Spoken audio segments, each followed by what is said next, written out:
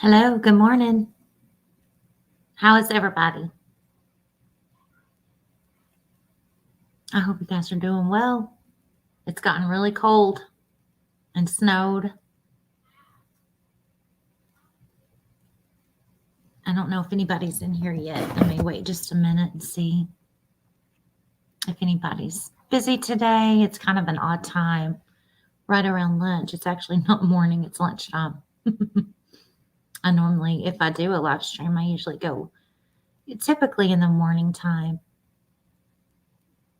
but Eastern Standard Time, it's 1 o'clock now. So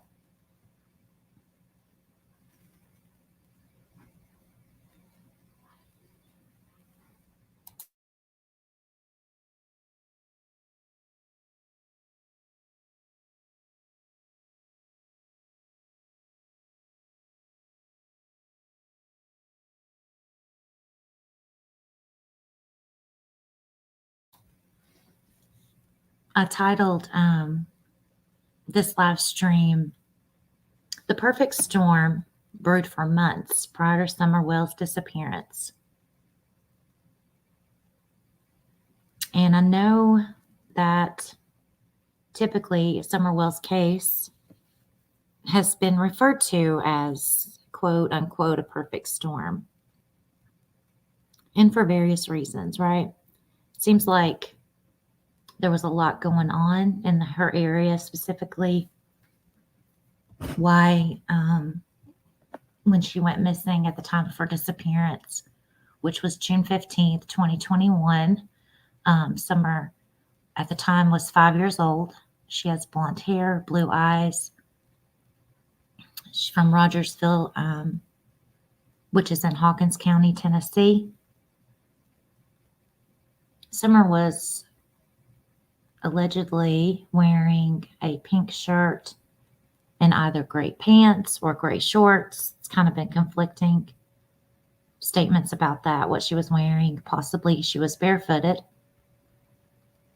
And the TBI has a really good frequently asked questions section under her missing poster on which is now called X, formerly known as Twitter page. They have a lot of messages that specifically pertain to her and the information media. I'm trying to think of the name of her title with TBI, Leslie Earhart. She's basically their media personnel. She gives us all the updates, and she's been their representative for Summers, at the press releases and things like that. I wonder, I believe in the beginning when Summers' information was put out, they talked about how there was very little evidence that pointed to whether there was an abduction that occurred, whether there was foul play, any other instances of a scenario that could have happened. But all of the options were still on the table, and they were investigating the circumstances that led to her disappearance. And I do find it interesting how the TBI, when they word their information, they always state, Summer was reportedly last seen leaving her home or walking down the road on June 15th. And they never state Summer was last seen at this day, at this time, at this location. And I'm going to change the banner here to, instead of the welcome banner, I'm going to change it to tips for Summer. Please call the 1-800-TBI-FIND if you do have any credible information as to Summer's whereabouts or the events, circumstances that led to her disappearance. I believe that whenever the Amber Alert first appeared, which was June 16th. I think it was around 11 that time in the morning. There was something that happened that changed their minds from an endangered child alert to an Amber Alert, which Leslie Earhart specifically said, and changing from one alert to the next was due to that she could be in imminent danger of bodily harm or even death. So I wonder, what were the circumstances that led up to them determining that she could be in imminent danger? They found something, or something was reported that changed that level and heightened concern. And as you guys will remember, Summer's father, his sisters had spoken about some concerning things from their childhood. And that prompted them to reach out to, I believe, Chris McDonough, who then reached out to the FBI. So there's where, hey, Damaris, good to see you. Thanks for joining me this afternoon. I hope you're doing well. There's also some conflicting information regarding how his sisters became in touch with him, how they were also in touch with TBI or FBI, which I would always appreciate the clarification on how that communication was initiated.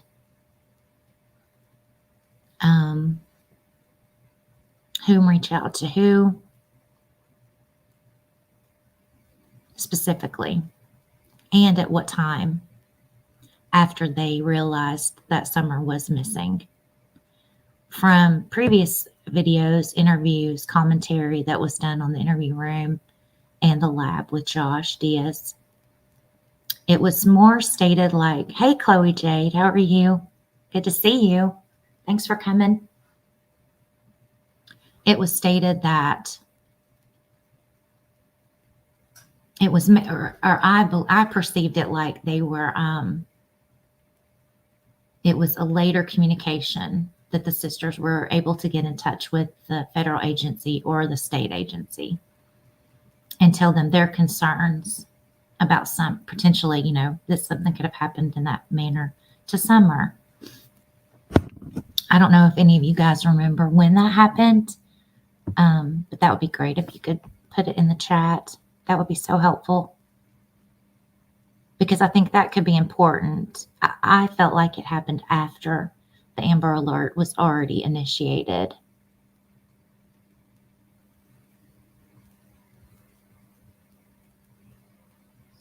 But there were so many. I didn't follow any true crime or criminal cases or anything like that on YouTube prior to Summer's disappearance. And when I began following her videos and things on on YouTube, it started probably in September or October of 2021. So I was surprised, to learn that was a whole subject on YouTube that existed, that people discussed, cases and court proceedings and things like that.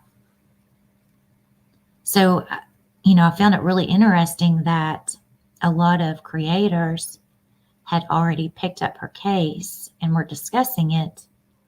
What some people tell me was basically from day one when the Amber Alert went out. And so, were other cases also picked up that quickly? Was that a common thing? Did that happen a lot? Especially regarding missing children cases. I know it is a topic that's near and dear to a lot of people's hearts because, we care about children, we care about their safety. their well-being, and there is an urgency to spread awareness to their information and sharing that in hopes that they will be found quickly, disseminating that information to a larger audience in hopes that they will be found, and found well and safe and unharmed. So was that a common thing, that happened around surrounding other cases, that they were picked up quite quickly? Were relationships formed quickly? Because there is a part of how I feel about Summer's case where it's concerning to me that so many people became so closely intertwined so quickly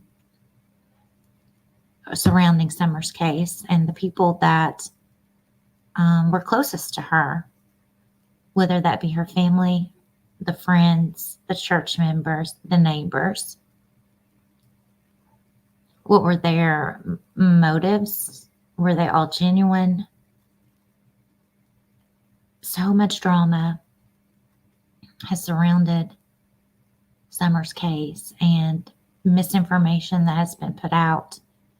And you have to know, I can't imagine how TBI, FBI, local law enforcement has been flooded with, whether that be speculative tips, hearsay tips, or even intentional misinformation, because TBI had said that to be very careful of misinformation that was reported for monetary gain. And people were asking, for donations or for this amount of money for whatever reason under false pretenses. Hey, Outdoorsy Life. How are you doing? Good to see you. I hope you're doing good. I hope you guys are staying warm. It's like 20 degrees here. It's freezing. But at least the sun's shining, so it's pretty, and the snow is melting. We got like 6 inches of snow last week, and but it was beautiful. I mean, there's still snow in the trees even. It's crazy. It hasn't melted. So when I think about all these issues and all these things, all of the circumstances, was CPS involved closely prior to her disappearance? Was there a motive for Summer to be missing? Was there fear that she or her siblings would be taken due to whatever circumstances that were surrounding their home, their lifestyle? Was there a desire for monetary gain to potentially hide her? Is that possible?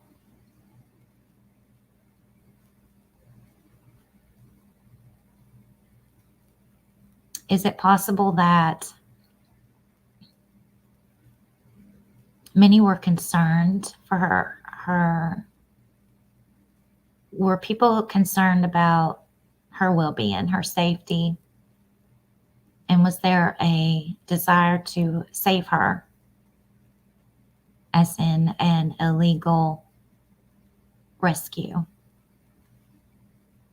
Was that a motive? While also gaining money to discuss issues, to discuss her case, to discuss the people that surrounded her. Hang on one second, guys. I'm mute.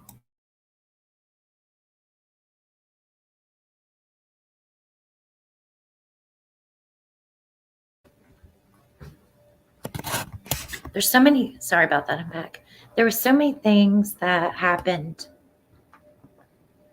initially, when people came out and spoke about the timeline, the events of that day of June 15th, there's so many conflicting statements, regardless of who made them, that do not align from the people that spoke about that day, that it makes me feel like there are events that are missing, there are events that are potentially untruthful, times that are skewed, events that didn't happen. And the reason I ask that is why? Why was there a reason to potentially mislead?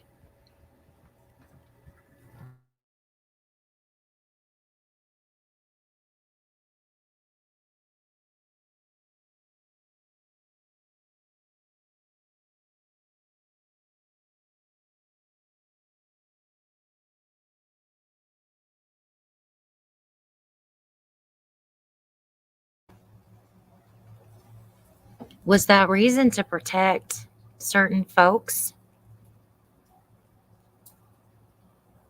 To throw off investigators? To throw off the public?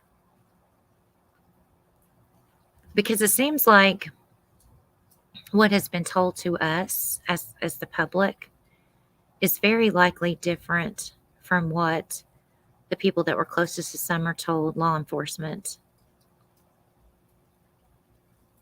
And that they've actually said that. They've actually stated, the timeline has been given to the law enforcement, and that's not going to be shared here. However, it was shared here, but it doesn't make any sense. It doesn't align with what other people have stated. So what is the reason to, why even talk about that if you're going to mislead? Why even discuss it if you're going to intentionally mislead and cause misdirection? Hang on a second.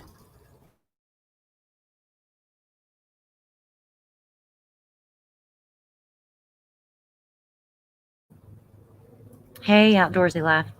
You've been watching Deception Detective and have been given a lot of insight on the weird verbiage and behaviors.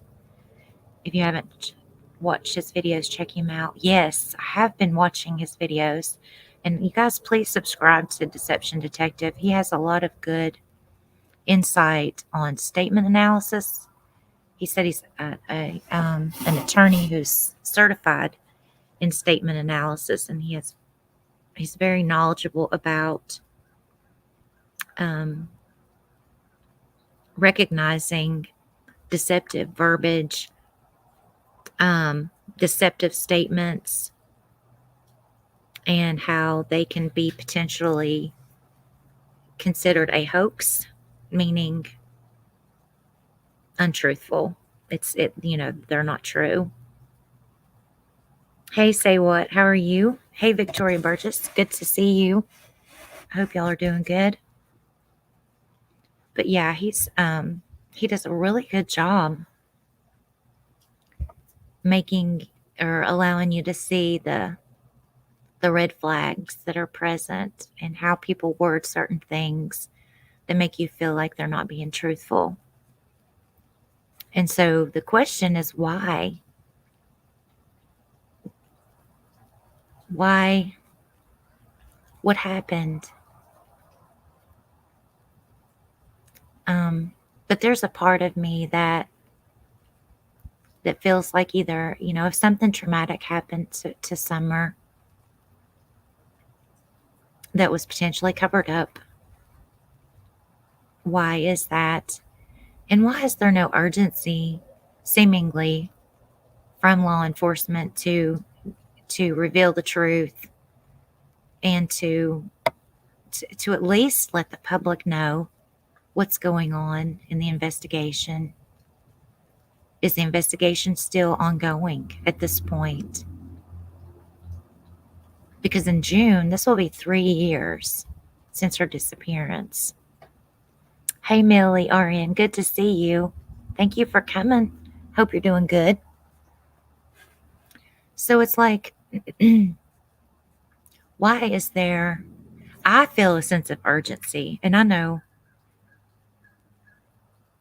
that this community also feels that, because we do not know. We don't know if she's well, if she's safe, if she's being taken care of.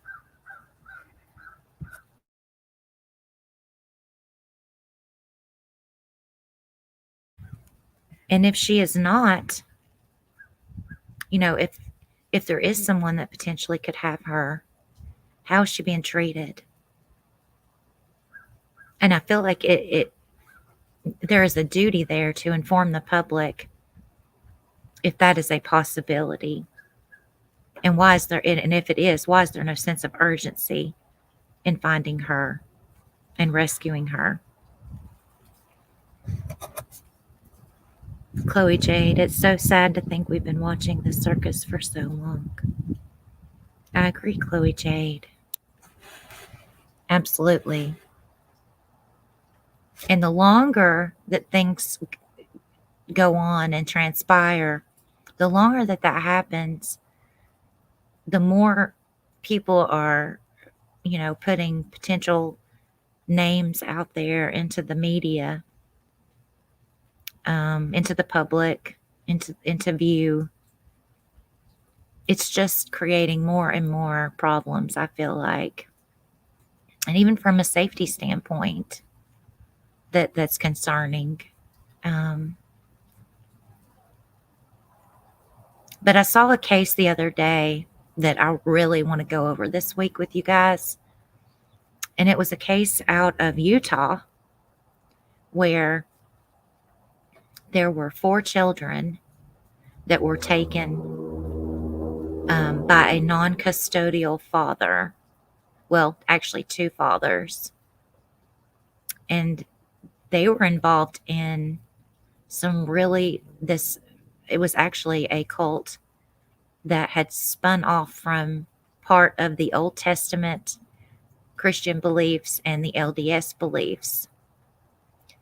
And they had taken these children to a very remote area in Utah. And they were rescued eventually from law enforcement, thank God. But they were harmed. They were not taken care of. I'm not sure exactly how long that they were missing. I need to go back and look at that, but I want to go over that video with you guys and talk about it, because it had some really bizarre kind of parallels that could be important or should be shared. And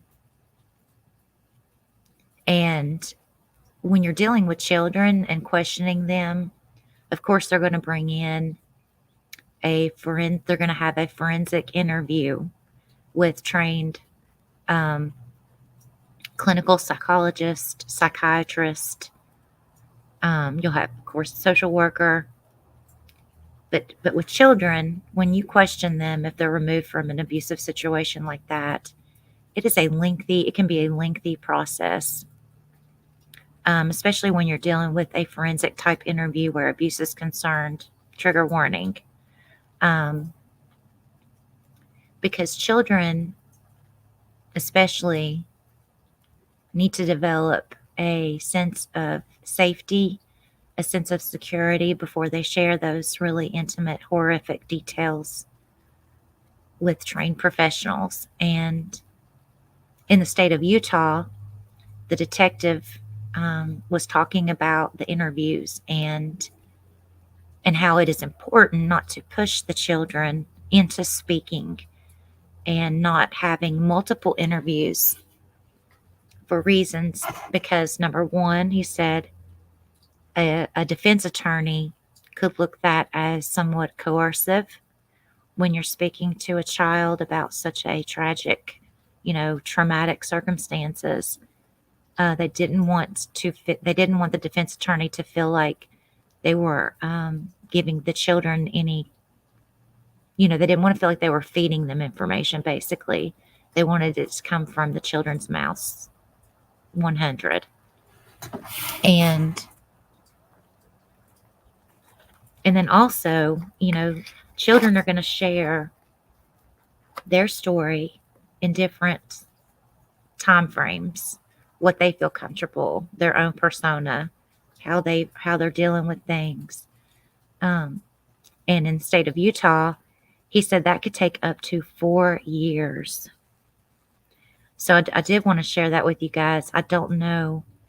I would assume that different states have different, probably, statute of limitations on, say, the completion of a forensic type interview in that nature. I'm not sure what the Tennessee statute of limitations are specifically, but especially with minors, you have to be careful in getting their deposition or their testimony or their story, because they are a minor, and that traumatic experience can take a long time to finally come out. And it was interesting because the children were reunited with their mother, and he was talking to the mother about even how to, if the children decided to share their story, how to engage with them and how to speak to them to where it didn't seem like, they didn't want her to also interfere with their story and those details.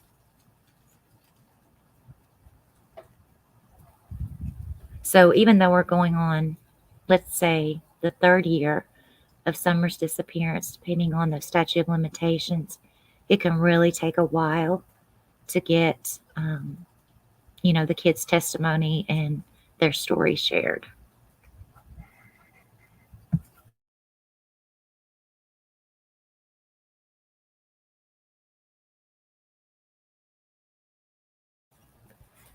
Victoria Burgess says, what case is this you're talking about? Please and thank you. This was a case that happened in Utah. And you'll have to forgive me. I can't remember their names and the details. Oh goodness, it was oh my goodness, very sad, traumatic situation. One of the defendant's name was Sam, and I don't know if that was his real name because they changed their names. They basically lost all of their identity and moved to this very secluded area in Utah. They were very manipulative. They used religion to try to validate their sick motives, and trigger warning. But I do want to show you guys the video this week and talk about it and show you kind of what happened in that situation. It's horrific, but it would be a huge trigger warning. I don't know if anybody would be interested in seeing that or not. But it showed how people, even their family members, I think it was one of the perpetrators' parents, were manipulated into, giving them money and buying them things and necessities, and how that manipulation helped fund their deviant lifestyle. And they used that under the guise of a religion that had broken off from Protestant Christianity and the Old Testament, in addition to the LDS Church. They kind of made up their own rules, and it was just horrible, horrific. But thank God they found these children and were able to reunite them with the mom.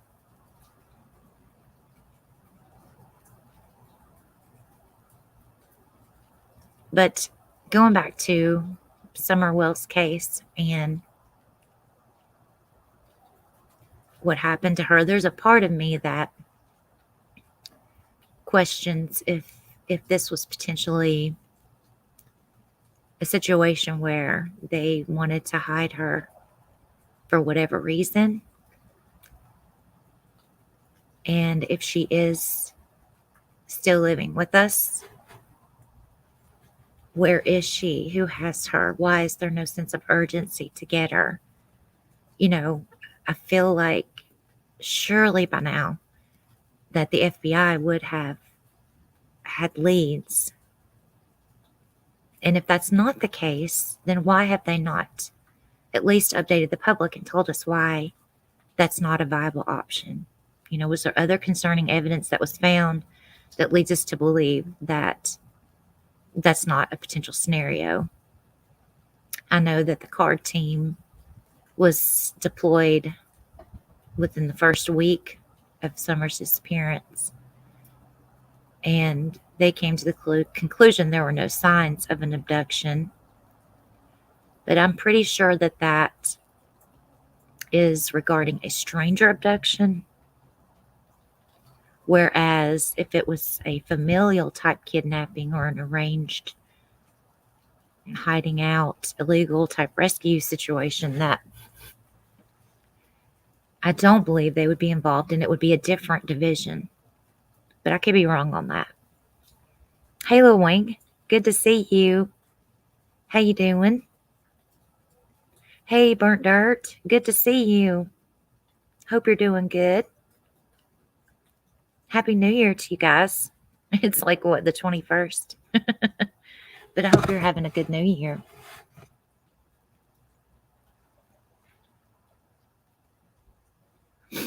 So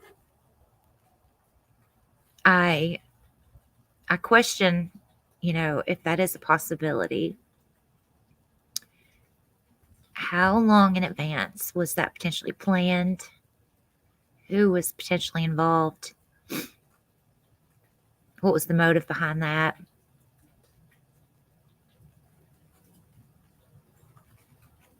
You know, when we ask for updates from law enforcement, we're always met with there's no updates. But honestly, that's just not good enough. Like I said, we all want to know if she's safe. Is she okay?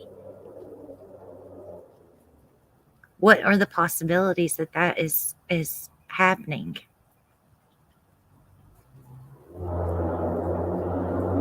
It feels like we're the only ones that have this sense of urgency. Why is that? I can't understand that.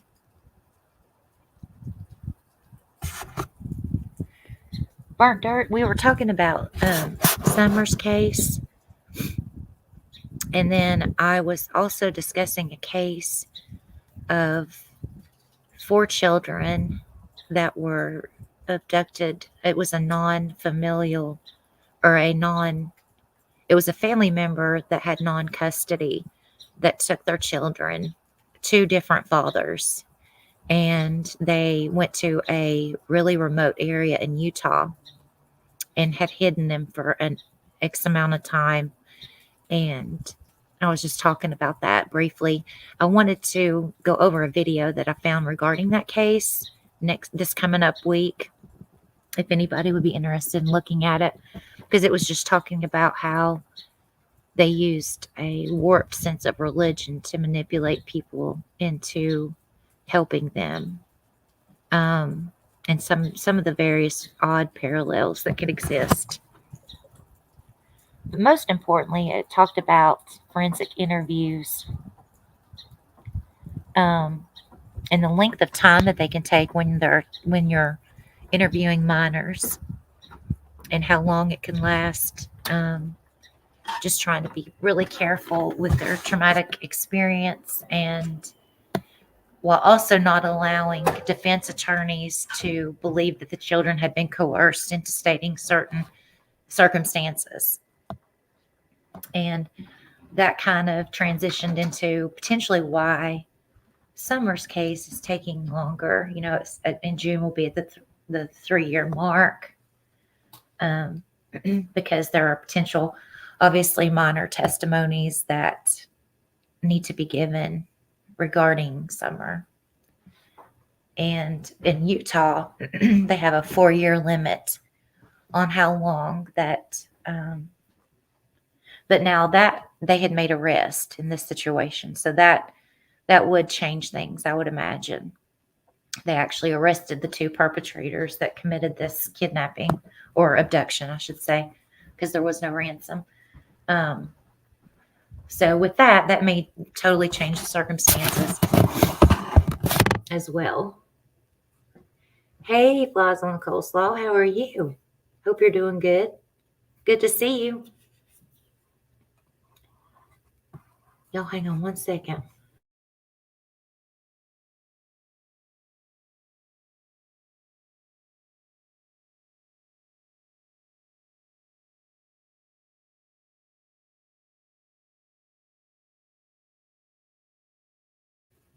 Okay. Sorry about that. It is so cold.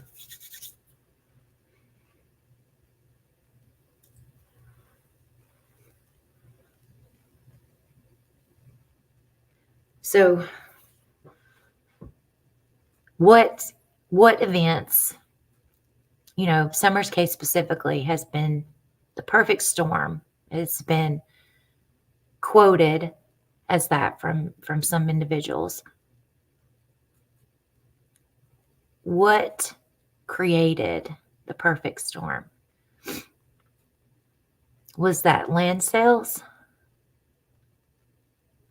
Was that a desire to own property? Was that a desire to keep strangers out of that area? Was that a desire to rescue Summer from a potential bad situation? Was that a lot of traffic in and out of an area for nefarious reasons?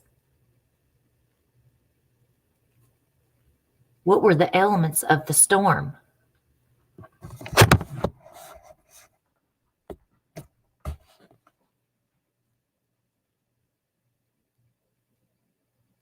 And when the storm finally hit, what day did it hit on?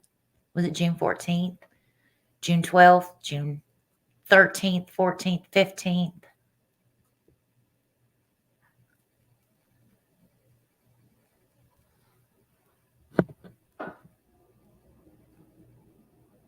What were the circumstances and the elements of the storm? And how did that lead to her disappearance? Thank you, Burnt Dirt, for sharing Summer's TBI newsroom. Thank you so much. Thank you. And how do you know that those particular elements created the storm that led to her disappearance? For what reason? Was it the traffic? Was she playing in the road? Was she hurt? Was there a desire to rescue?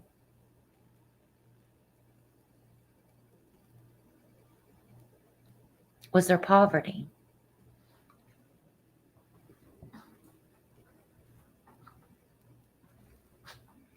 I don't know. I think there's many elements that could have existed that led to her disappearance, because there's so many conflicting statements that do not add up.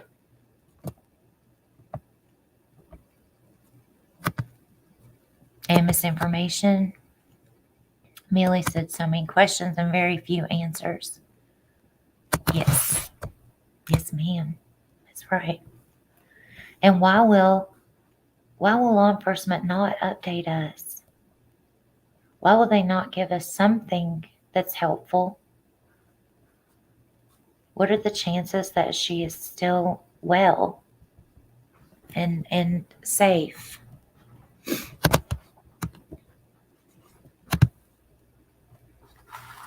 Or otherwise?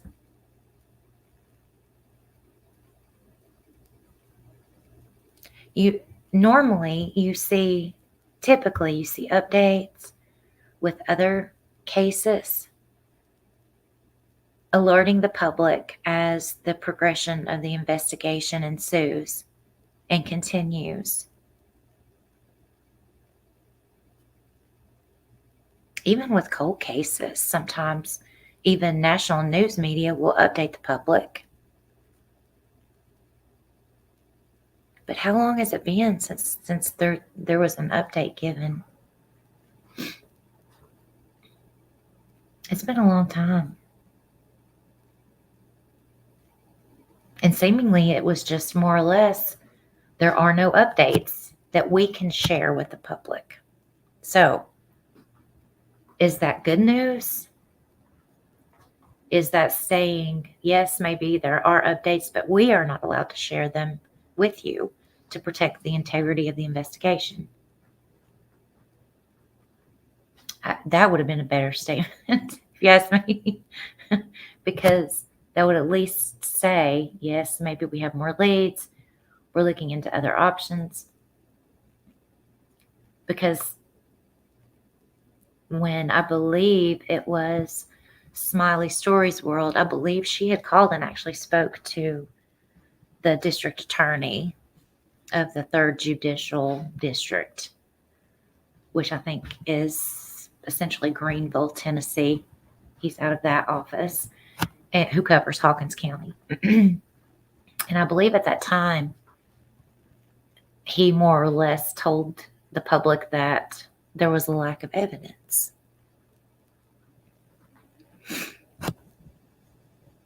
Last update Burnt Dirt said was on June 14th, 2023, which is well over 6 months ago, leading to one of the most exhaustive and involved missing child cases we've ever investigated by TBI.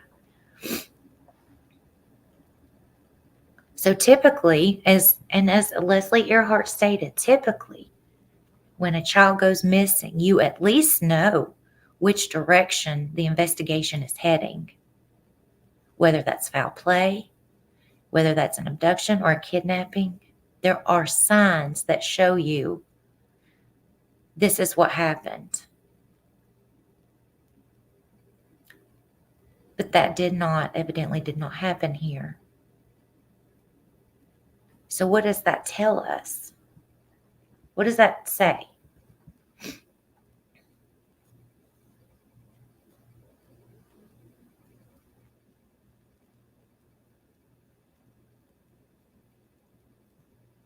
Maybe she is hidden.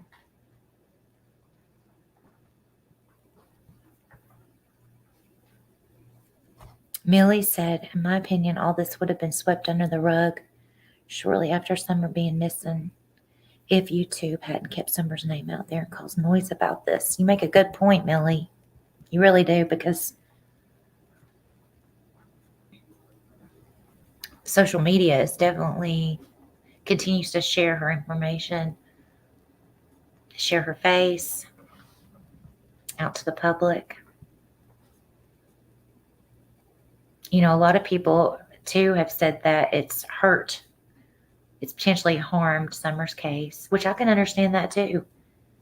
Because, you know, when people speculate or put out theories, some people, according to the TBI and law enforcement, have called in tips as like they had actually witnessed something, or this could be a theory or a vision, and I think that could have also, you know, obviously taken away time from true tips and leads that were credible, or, you know, like hard evidence in nature. So it's kind of a double-edged sword, right?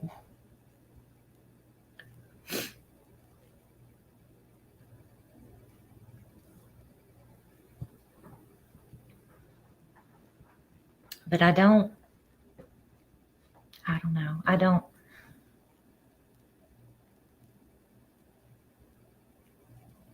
understand the reason that people would intentionally come to social media to spread misinformation. And what is their motive for that? Why? Why would they do that? There has to be a gain. There has to be a reason, and there has to be a, what do you say? A reward for doing that for whatever reason. Are they protecting a certain individual or individuals?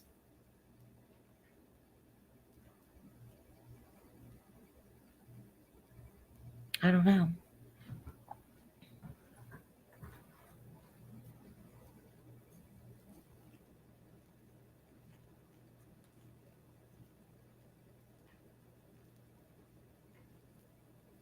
Have you all been following the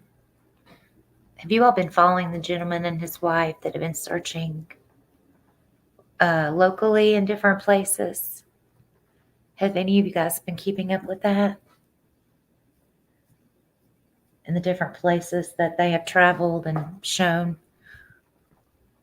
Put a 1 in the chat if you have. Put a 2 in the chat if you're like, who in the world are you talking about? Please. I don't know if StreamYard lets me create a poll. I'm not sure. You've watched occasionally, Millie? You watched once and that was enough for you. What do you feel about that, Burnt Dirt? How do you feel about that?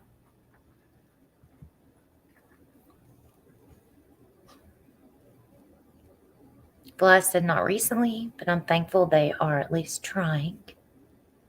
Millie said it wasn't her cup of tea. Blythe, do you feel like the intentions are genuine? I'm curious. Do you feel like there could be secondary gain?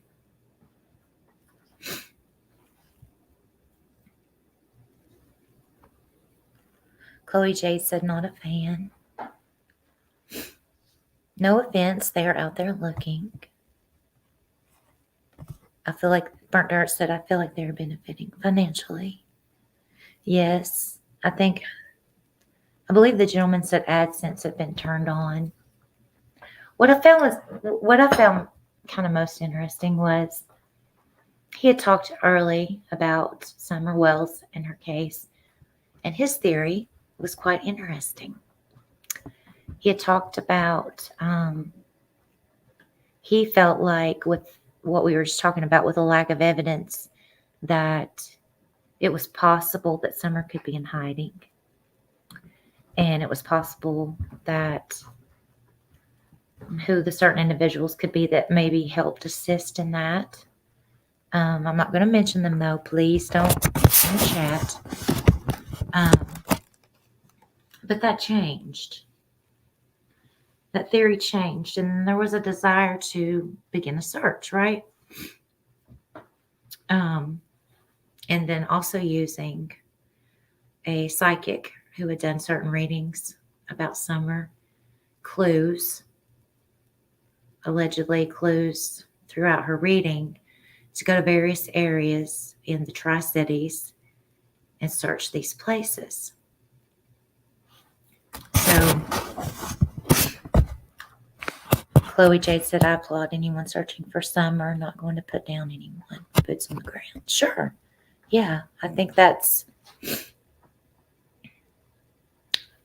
you're going to search, I think that's great. If you're truly searching, for her or evidence, or if you're genuine, are you really looking? Are you truly interested in finding her or evidence or whatever that could lead to her finding her? I think he had also early on reported about, what had he done? Was it a theory about, not a theory, or he had looked into certain conspiracy theories, I believe. And one of those had involved something out in Utah that had to do with the LDS Church, I believe, and had been interviewed by, was it Discovery Channel or Investigation Discovery or something like that, regarding this theory. So I found something the other day that was wild to me. It just popped up in YouTube. And I thought it was, I'm going to try to share it with you guys. This is a video of Joe Rogan interviewing a gentleman who is allegedly known as Paul, and I can't pronounce his last name, Wetzel. And they're discussing psilocybin. I'm going to try to share it with you guys. I want, I want to see what you guys think about this. And you'll know why if I can share my screen with you. Hey, Missy Jessie, happy birthday! How in the world are you? Good to see you, hon.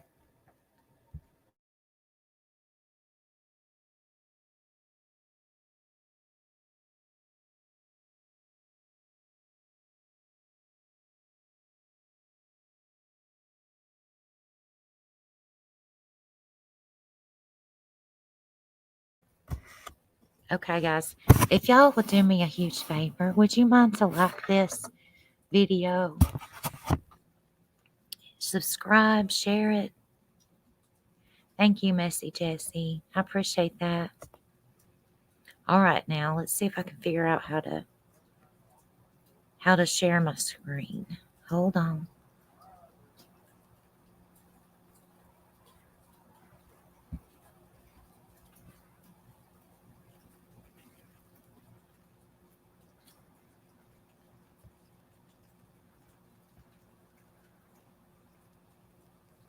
And I'll put the description in the video when we get done, okay?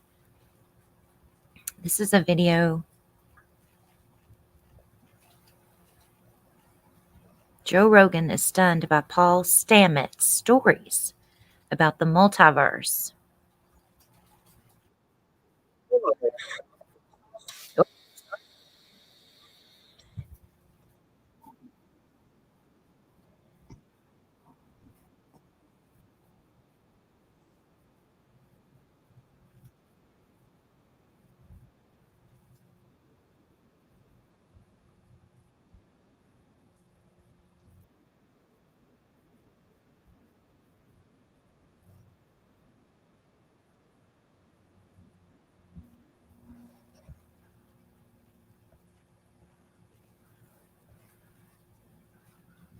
Did you see that?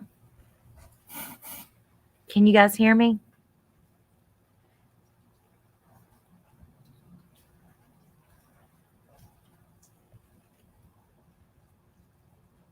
Hey, Sassy Brenda.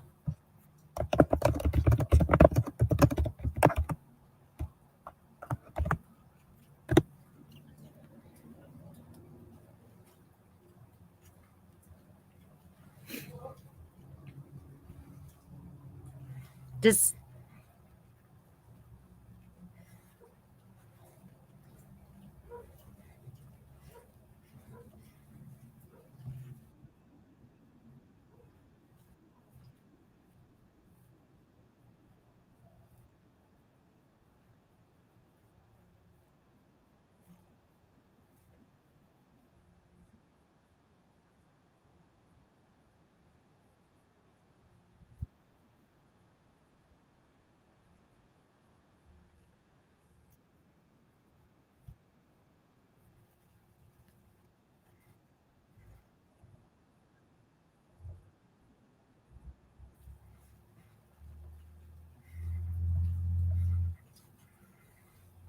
no sound? Can you hear me now?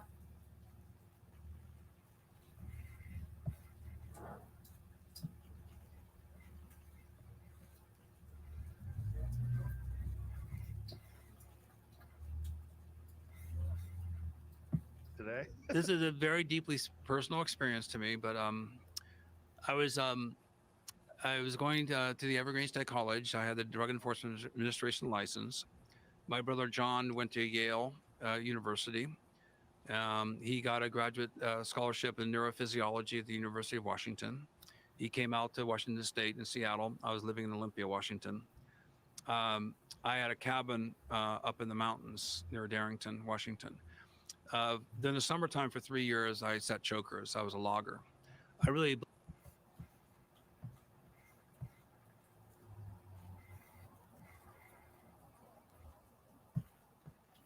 Can you hear me speaking now?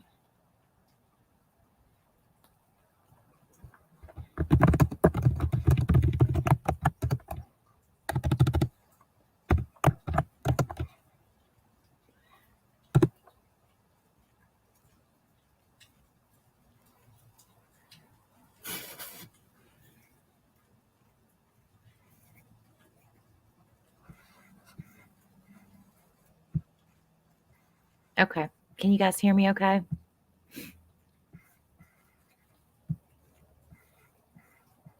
Can y'all hear me now? I hope you can. So that was okay. I was muted. See, I still haven't learned how to share screen, play something, and speak, commentate while it's being shared. I'm making like these total little baby steps towards trying to finally understand how to do it. But I found that it just popped up on my YouTube, and I was like, whoa, that is super interesting.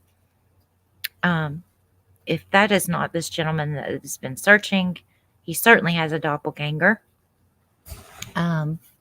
Interestingly, this gentleman here does not look like the Paul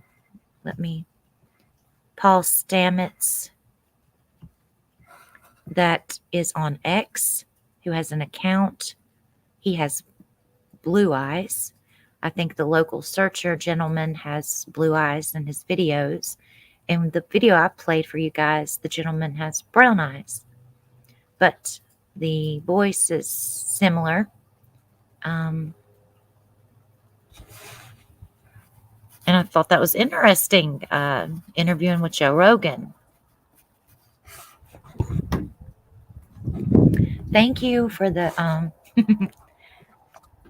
thank you so much for the encouragement. Lord, I appreciate it. Lord knows I appreciate it. So that just blew my mind. I was like, surely this is the same person. So I'm going to tag him when we get done and see if he would like to provide any insight, If so, how did this interview transpire? That was allegedly 6 years ago, I believe. And it was from JRE Clips, who has 7.37 million subscribers, which is a lot. I'd never heard of that creator before, but just does some different things, interestingly, in surrounding psilocybin mushrooms. I don't know. They kind of talk about entering this alternate reality when taking this substance, and their consciousness, how they could potentially figure things out under the influence of this particular substance and think critically, and their experiences while they're using that psilocybin. It's interesting because I believe that the psychic that he had consulted with initially used something else. Didn't she talk about that, using some substance to sort of transcend into this trance-like meditation state where maybe your intuition would be more heightened? So that's kind of a tie-in there. I thought that was interesting. Hey, Lisa, how are you? I hope you're doing good. Good to see you.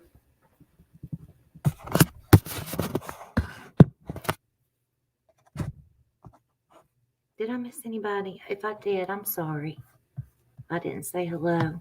I think somebody had, Sassy Brenda, welcome. Let me scroll up.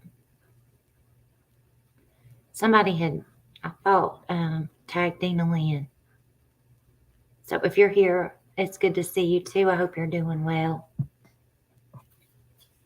But what do y'all think about that? Is that kind of wild or what?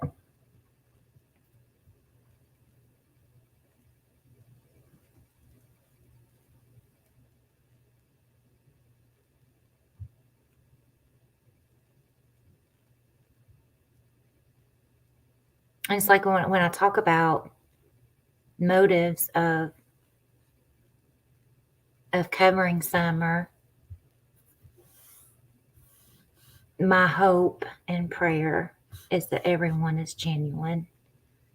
My hope and prayer is that any creator who talks about this young little girl, that they have integrity, that they are here for the right reasons, to spread awareness and wanting answers in hopes that she's found safe and well, and that it's not for any ulterior motives. Yeah, if y'all want to put purple hearts, yellow hearts in the chat, I would love that.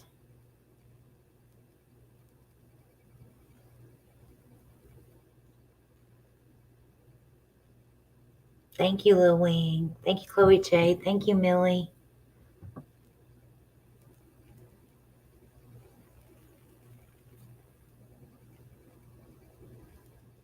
Does anybody have a question about anything or a topic of discussion?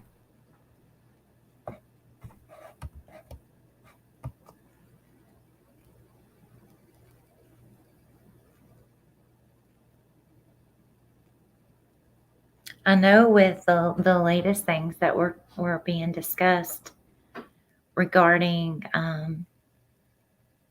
well, maybe I won't go down that road. I hate to even bring it up due to, the situation of someone being a minor.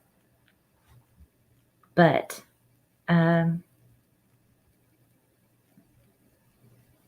his father had said that he had told the police everything that they needed to know. And that basically people are not held accountable for what they say to the public. And, they're not under oath like you would be in court. They've not been read their rights, stating that whatever you say can and will be held against you in a court of law, like you would be when you're interviewed by police. That hasn't happened. So truthfully, that's probably pretty accurate. So anything that's been told to us as a public from day one, how can we even analyze that? Because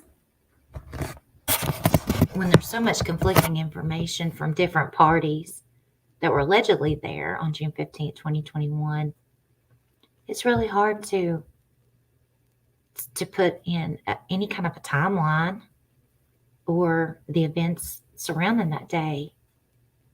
And that makes you go to, well, in the statements that are being spoken, how can you pick up deception? And that's what the deception detective is good at, is trying to find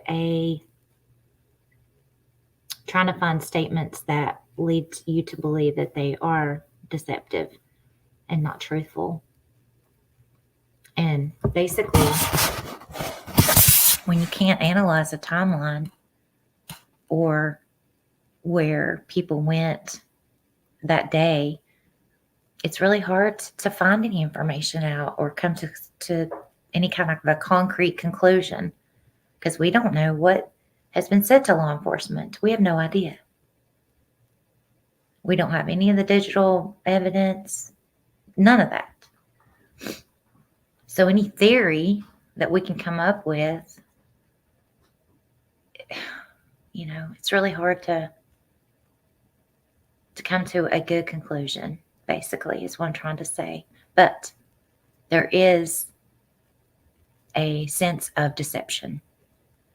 There is a sense of, for whatever reason, that people had not been truthful, at least in what they're telling the public.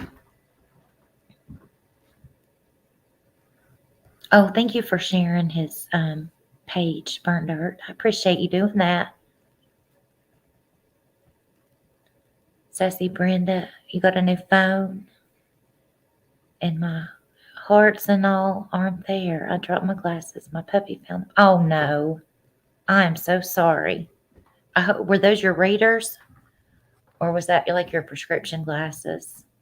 Those little puppies, they like to chew on everything, don't they? And they love glasses. That's happened to me before, too. They had scratches all over the lenses. Bless your heart. Where was I? So going back to how the public perceives all of this information, and people had interviewed them over and over and over. And there are inconsistencies that are caught there. But how do you know? How can you differentiate at that point anything truthful from fiction or falsehoods? And because there are other people that have spoken that are also being deceptive or showing signs of deception.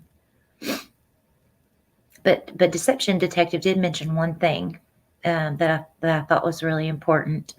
And he was talking about how if you go back through interviews that people that were closest to Summer, especially family members, they had spoken on, if you go back and are there any words that are repeated in those interviews that could maybe lend a clue as to Summer's whereabouts or what had potentially happened to her? Whether those are things like "I love you to death," Barry was one, dirt. There were several others, and I can't remember. Fishing, water, anything about locations, things like that.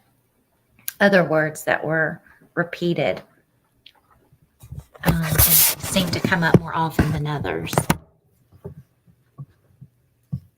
Millie said, sometimes I think Summer will never be found. Millie, I hate to agree with you on that, but honestly, it's really, there's a sense of me that feels the same way. The longer time that lapses in between her date that she was reported missing until now, the longer time goes by, it seems that that's more plausible, right? Little Wing said that Dawn saying Summer was targeted by social media. That worries me, Little Wing. And then Little Wing put tortured basement dungeon. Yes, those things that were spoken. And I think Peter Hyatt even said the same thing. It was really good. Also, he's excellent at statement analysis. Normally, no one could state such horrific things about their own child. And I agree with them. Like when they were talking about it, missing Michael Vaughn's mother, Brandy Neal, said, I couldn't even utter those words. And she's right. She's so right. Like who could, even though you may have these horrific fears, to actually speak them in a public realm is a totally different thing. And so my question is number one, are those things spoken because there's no way it could have happened? Like it's definitely not a possibility that did not occur. And that gives them an easier way to actually state those horrific things because there's no way in the world that it happened and he knows she's well and okay. Or is there like a sense of psychopathy that exists there that allows one to speak those things? Because there is a detachment of feelings, emotions, closeness, a love that someone feels deep in their soul for their children.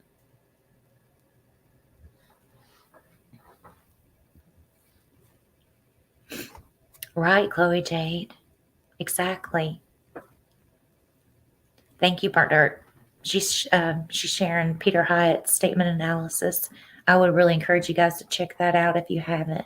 He's brilliant and seemingly very accurate on a lot of on everything really that he speaks about. Right, Lil Wing? If she is found, they can say, "See, I told you," even if it was them or they knew who it really was. Right.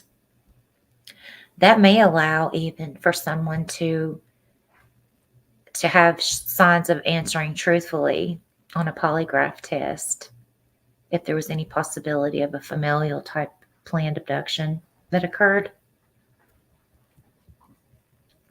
And potentially, depending on, I guess, how the questions are asked, how one could not show deception in that situation. That's quite possible. And like you spoke earlier, Lil Wing, about the social media aspect. You know, why would you come to social media initially? Only than to share her face and her information, but not to give multiple interviews, seemingly under the influence of something, and try in what's happened is the waters have gotten muddied. You know, people had hoped to push a narrative, right? And from day one, what was that narrative in social media? It was discussion about the resurrection, discussion of death. There was no hope. There was no sense of urgency, in my opinion, coming from an outside perspective. So was that what they wanted us to think?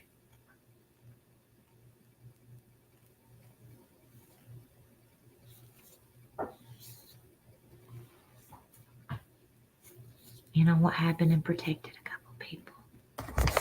Lisa 54, we don't know, do we? It's like that was, you know, either is that what you call leakage, which is things that slip out unintentionally, or was that a driven narrative to try and make the public feel that she was not with us anymore?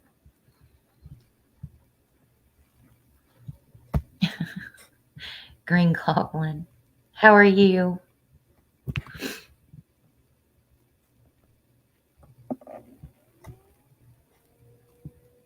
Lisa said exactly. So what do you all think? Do you feel like that's possible?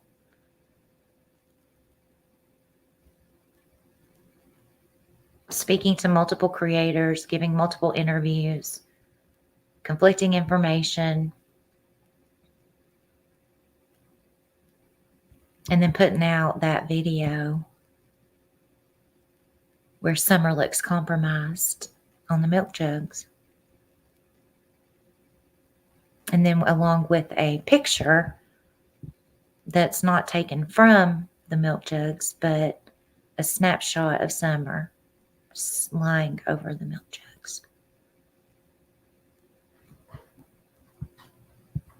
You see, I wondered, and I've spoken about this before, I've always wondered if that had been edited and put out there seemingly as a proof of life. But why would you do that where she looks unwell? Unless that was the reason. Was that to deceive us into thinking she was unwell? Is that possible?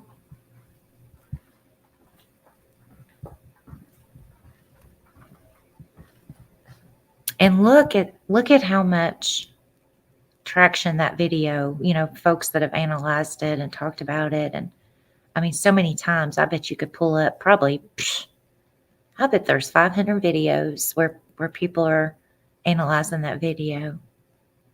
Look at the traction that gained, and consequentially the money, the revenue that people, had continued to gain analyzing that video. And, people get heated about it, talking about it and discussing it and everything. You wondered the same thing, Lisa?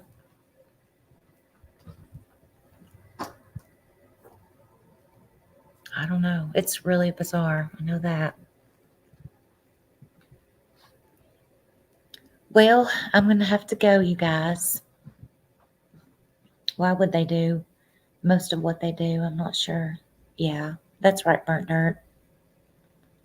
But I want you guys, I do want to go back this week and talk about that, okay? And the other video I'm going to show you all. Hey, nature lover, good to see you.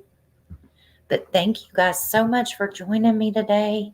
I'm so happy to see you all, and I hope you're doing well. Please share Summer's information, and we'll chat soon. Love you guys. Take care. Bye.